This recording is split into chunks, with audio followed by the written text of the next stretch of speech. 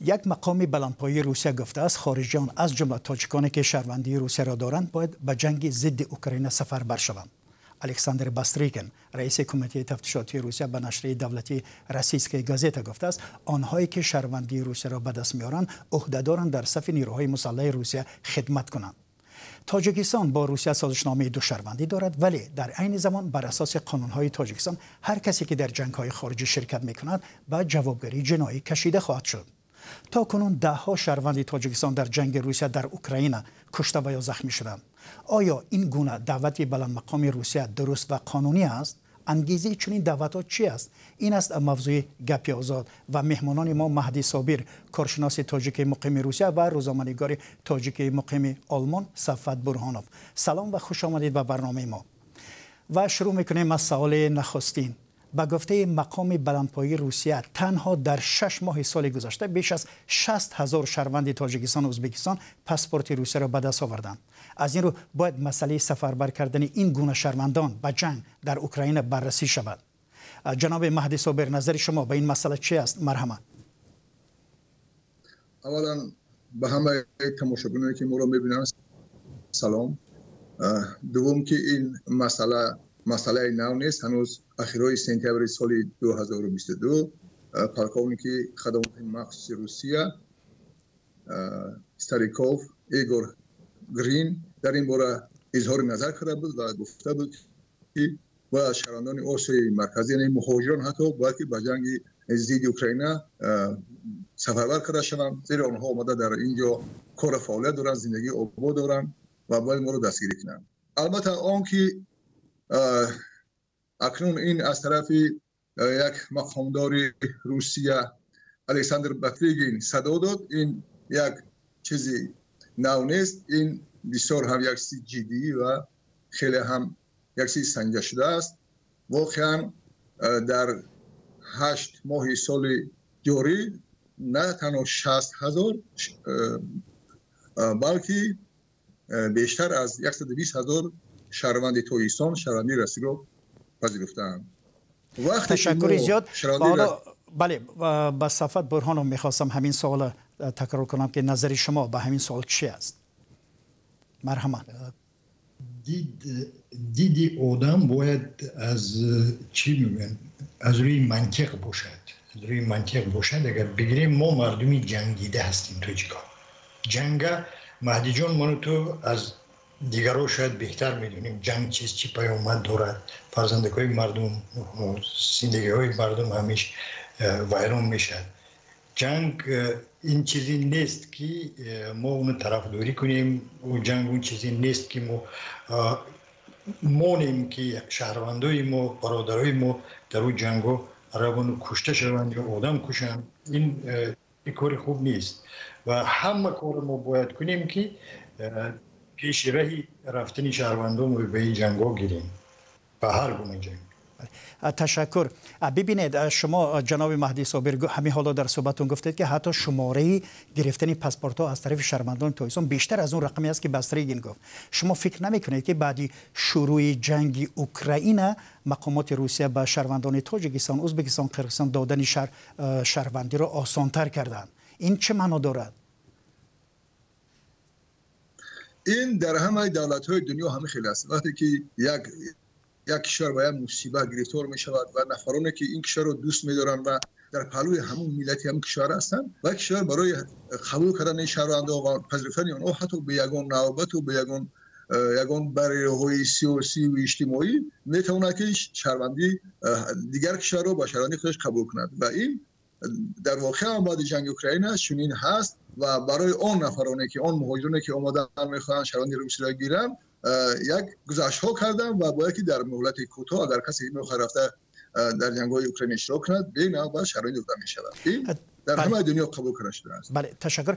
تاجیکستان با روسیه سازشنامه دو شهروندی دارد، همون که پیشتر هم گفتیم. عین زمان بر اساس قانون‌های تاجیکستان هر کسی که در جنگ‌های خارجی شرکت کنند به جوابگری جنایی کشیده میشود. در این حالت جوان تا 30 ساله تاجیک چیکار باید کند؟ انتخابشون چی بوده میتواند؟ جناب صفوت شما خواهش میکنم. اگر اجازه باشه من گپی پیشتری مهدی جان پاسخ بدم. این اینجا یگان نیکی و خوشبینی و دوستی و برادری گفتگی گپا نیستی. این یک سیاستی چرکین است که پیش از آغاز همین جنگ پروپاگاندیستای روسی یک واژه در سری مردم بار کردن، گفتن سیوزنی وایسکا. یک دولت نمیتونه، یک کشور نمیتونه سیوزنی وایسکا باشه. همون سیوزنی وایسکا یک سال از گفتی استودن. اکنون باید که همون سیوزنی وایسکا کنن، برای که در پهلوی اوکراین 152 دولت استود است که وارد میکنن. 152 دولت و خودی روسیه تکی تنها میخواد سیوزنی وایسکا کنه، 4 تاجیک، 4 کرغیز، 4 ازبک در اینجا داخل کنه و در جنگشو باید سیوزنی وایسکا ما هم یک کالیسیه کردیم و این جنایت خودش میخواد روسیه یک چی حقوقی تیاد، یک پوششی از دیدی حقوقی بین الملل، یک پوشش حقوقی بیدند. بس سوالی که ما دادیم شما جواب ندادید جناب صفوت، یعنی این انتخاب جوانای تاجیک چی بوده میتوند در این خیلی حالت؟ انتخاب هر کس خودش انتخاب میکند یکمش و پیش از همه همین است که من انتخاب نمی کنم جنگ. من فرزند دارم، فرزندای کلان دارم. خب من برای اونها نمیخوام جنگ. من برای کشتن و مردن فرزند نکردم، من برای زیستن فرزند کردم، من برای آینده فرزند کردم. هر یک آدمی دیگه فرزندش برای زیستن به دنیا آورد، نه برای کشتن و جنگ کردن. برای همین در سده 21 هنگامی که کمونیکاسی در جای یکم ایستاد و آدم ها زبان هزارها زبان میتونن که با خوبی فهمن، جنگ کردن این کاری درست نیست. چون این جنگ های کاری درست نیستن. تشکر. جناب مهدی صابر، شما دستتون رو برداشتید، چی میخواستید بگویید؟ مرحبا. من با این گفته های سباجان چنان الوا کردن هستم که چرا اتحاد اروپا ارتش یگانه تشکیل میکرد به مقابل روسیه برای تجاوز روسیه، از بین بردن روسیه تمام شرایط تمام کارها رو میداد، مخصوصا کشورهای انگلو ساکسنی، مثلا کشورهای یهودی، و چرا که روسیه خیلی حقوق را نداشته باشند. برای همین روسیه میخواهد که از منفعت‌های ملی خود حمایت کند، چون امروز در اروپا ارتش یگانه تأسیس یافته است و این هم ارتش ناتو و هم ارتش آمریکا. البته روسیه هم میخواهد که منفعت‌های ملی خود را حمایت کند. ببینید، با سوال حال برمیگردیم. سوال اولی ما این بود که وقتی که طرف روسیه میگه که باید اون جوانان به صف شهروندی دارند، باید به صف جنگ یعنی جلب کرده شوند، از این طرف تاجیکستان میگه که این جنایت است. جناب مهدی صابر، در این خیلی حالت انتخاب جوان تاجیک چی بوده میتونه؟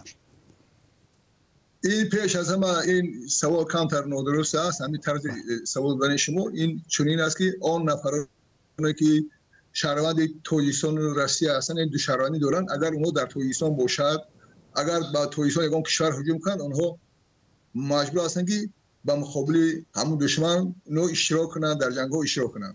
اگر اونها در روسیه باشند، اونها مجبور هستند یا وظیفه‌شان این است که با مقابل دشمن روسیه مبارزه برند. در این صورت اونها یگان جوابگاری کشیده نمیشن. اگر اونها مثلا در روسیه زندگی کرده، رفته در جنگ‌های سوریه اشتراک کرده، رفته در هیئت طالبان یگان گروه تروریستی فعالیت کرده با مقابل آن کشور سوم، در اون صورت هم تاجیکستان هم روسیه اونها با جوابگاری میکشد. در اون وضعیتی که امروز روسیه قرار دارد، شهروندی که یک شهروند تاجیکستان که مادر شهروندی روسیه را قبول کرده است، او با جوابگاری کشیده نمیشد. او هم شهروند روسیه وظیفه‌دار است که رفته در جنگ‌های اوکراین اشتراک کنند.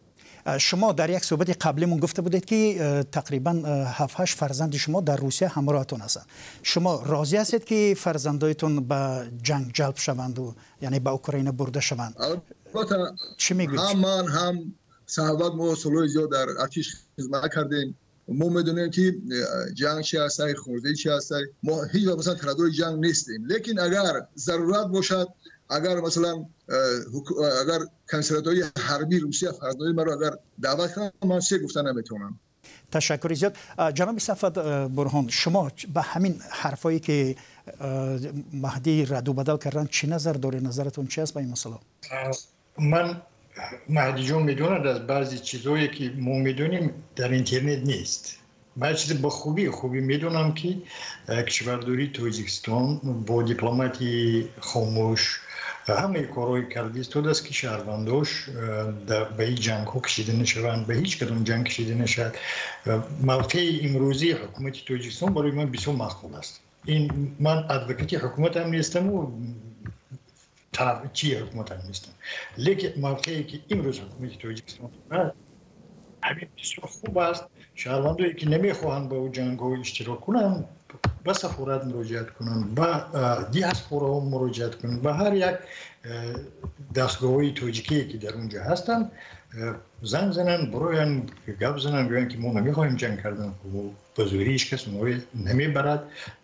تاجیکستان یادم میکنه.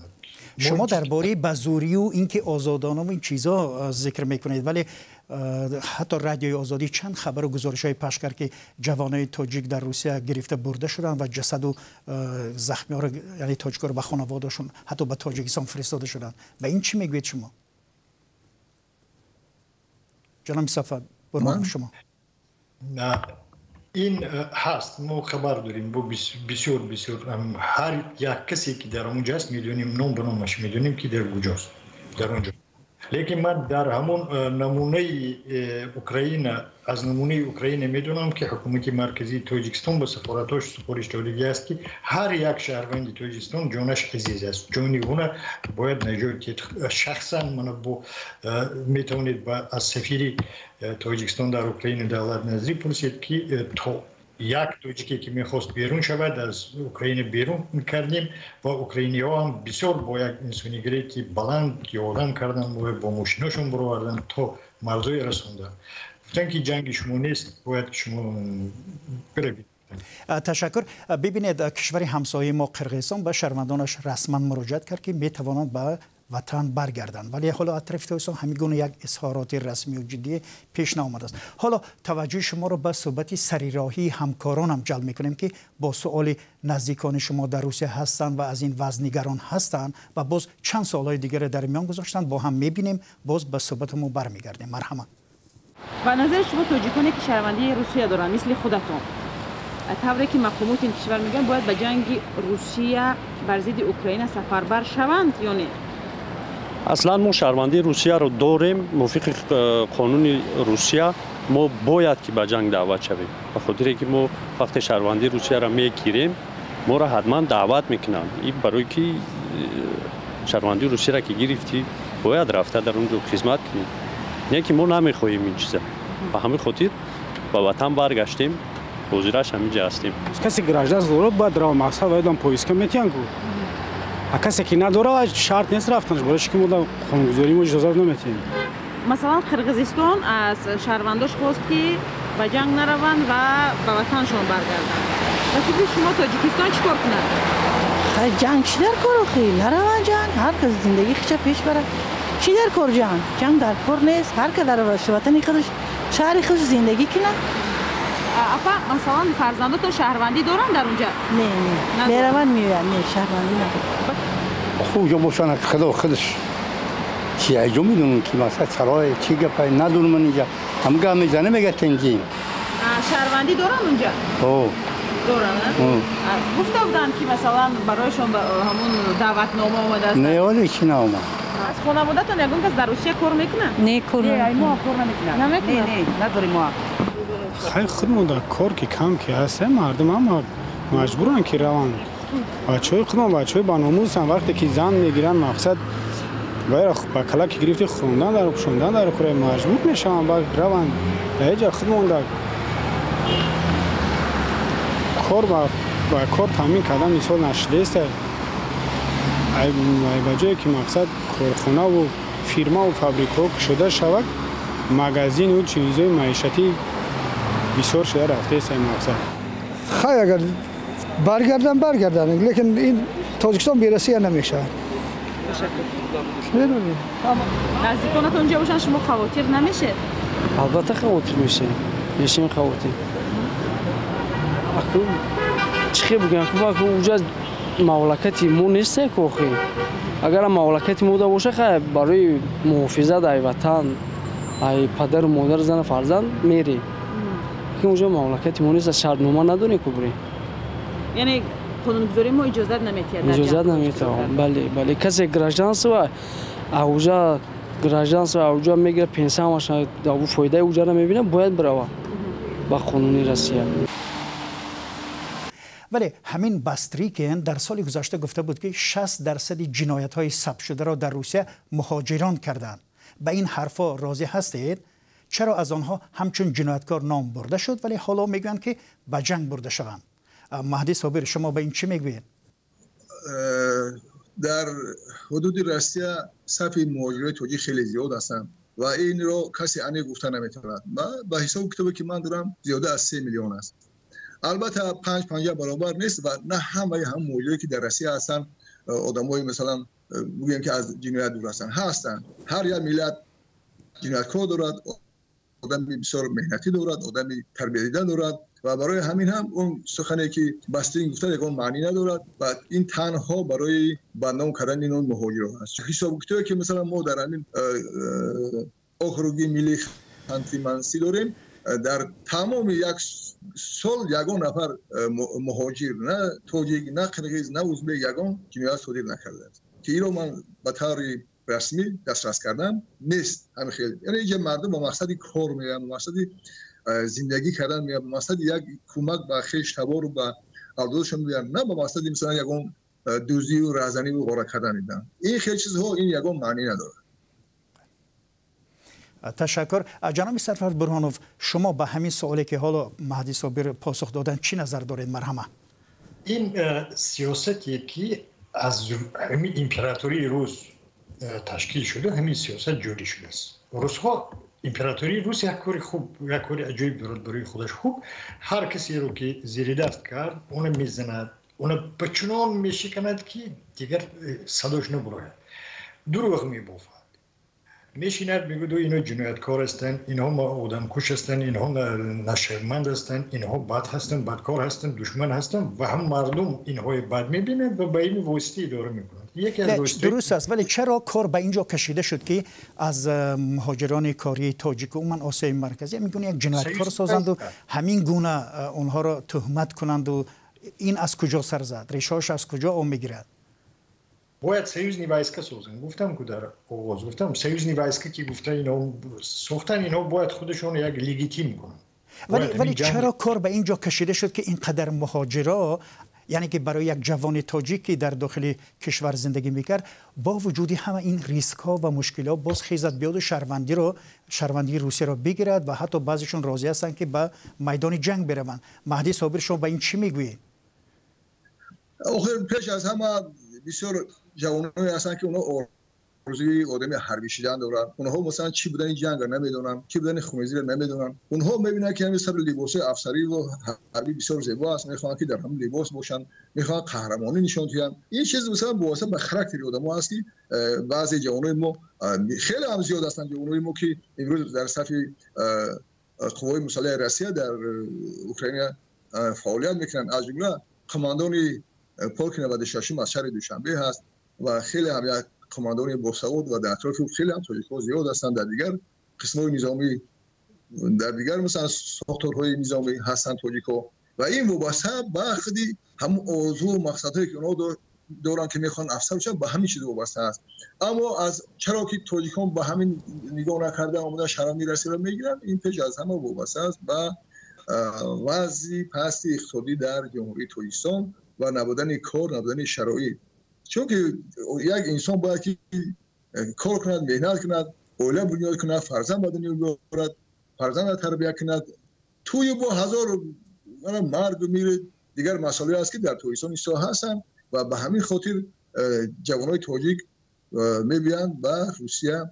چون که در اینجا مثلا اگر حساب میونه معاش گینه که در تاجیکستان حد اقل معاش از 600 800 تا 1100 1200 2400 باشد، در اینجا مثلا من هم حساب کتاب کردم یک کارمندی خولی تیوی الان برای می سیستم میگیم تا 50000 55000 معاش میگیرد. یک فراش 55000 معاش میگیرد، یک باغبان 55000 معاش میگیرد. این مثلا برابری اون است که معاش بلندترین در تاجیکستان میگیرن. مثلا کارگرای آمار بودجه میگیرن، خیلی معاش میگیرن. این مثلا از همون معاشای هم حتی برابر معاش یک دیپوتات هست. برای همین هم مردم برای کار میآیند. تشکر. جناب صفوت، شما به همین پهلوی مسئله که حالا مهدی صابر پاسخ دادن، یعنی مشکل داخلی از ریشه هاش، شما چه میگویید همچون ژورنالیست؟ مشکل دشواری سیاسی است، دشواری چی بگیم بدنهادی امپراتوری روسیه است. بیش از 18 میلیون روس در جهان مهاجر است. بیش از 18 میلیون. خب اكو ناتو خیز دمینوی جمع کند، روسوی بیاید سلاح گیرید روید جمع کنید. در کشورهای ناتو زندگی میکنید شما. همی کارا کند ناتو. این هم یک پلیدی سیاستی کثیفی همی سیاست مداروی روسیه. ما میخوام جدا کنید. من بسیار روسوی دوست میدارم، دوستی بسیاری دارم. روسیه بسیار دوست. من همی راهکارهای کثیفش بد میبینم. بسیار مکرانه، بسیار عیارانه، بسیار پلیدانه ضد انسانیت جنگ میکنن، مبارزه میکنن. جناب مهدی، شما به همین مسئله که صفوت برهان اشاره کردن چی میگوید؟ راضی هستید به این حرفاشون؟ اکنون ما روسیه، تاجیکستان، کشورهای آسیا مرکزی، کشورهای پسا شوروی هستن. ما در دوره شوروی زندگی کردیم.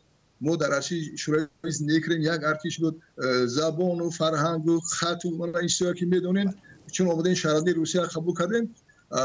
در روسیه مثلا تولد فرزند خیلی کم است. خیلی که ما میبینیم باز همون مردم آسیا مرکزی زیاد فرزند تولد میکنن. و میبینن در اینجا خودشون میخوام بسیار با شوق رفته در ارتش خدمت کنن، چون که اونا از دشواری و جنگ نمیدونن و میرن خدمت میکنن. اکنون در اینجا البته مجبوری کسی رو مجبور نکردن. اون نفرانی که اونو این روز میگیرن، مثلا تاجیکی که اینجا هستن، این فقط تنها متخصصا رو میگیرن. اون آدمی که در جنگ ها اشتراک کردن، تخصصی حربی دارن، میفهمن جنگ رو. اون نفری که روز دعوت میکنن رو به جنگ نمیبرن، بلکه اون رو به سرحد میبرن، به شرق میبرن. تشکر. و دیگه جبران شده. تشکر به هر دوی شما و حالا به پایان برنامه میرسیم. ولی قبل از آن میخواستم خیلی کوتاه نظرتون رو بپرسم که این مسئله راه حل دارد و راه حلش چی بوده میتوند؟ خیلی کوتاه خواهش میکنم. این مسئله هنوز راه حل ندارن. این خدا خودش میدوند و تنها با گذشت وقت همه جای خودش هم میگیرن. حاضر در همین شرایط این امکان ندارد، چون که در تویسان مثلا تولد کودک در سطح عالی است، جای کار نیست. هر سال به بازار ملی تویسان زیاده از 100,000 جوانان داخل میشن که یگان اختصاص ندارن. همه همین به روسیه میاد و در روسیه هم روی خود گم میکنن. برای همین این وقت در خود. تشکر. جناب صفوت برهانوف، شما چی میگید؟ خواهش میکنم خیلی مختصر. اون گپایی که میگن که متخصص میگیره و آدمای جنگیده میگیره دروغ است. ما مردوی بچه‌هایی که در جوانه که 18 ساله 20 ساله دیدیم رفتن پشتنشون. تشکر زیاد و با انتهای برنامه رسیدیم و مهمانان ما مهدی صابر، کارشناس تاجیک مقیم روسیه و روزنامه‌نگار مقیم آلمان صفوت برهانوف بودند. بینندگان گرامی، اگر در رابطه به همین مسئله و یا موضوع دیگر پیشنهادی دارید یا سوالی دارید برای ما فرستید. و من میرزا نبی خالقزاد بودم، برنامه را پیش می‌بردم. خدا نگهداری شما.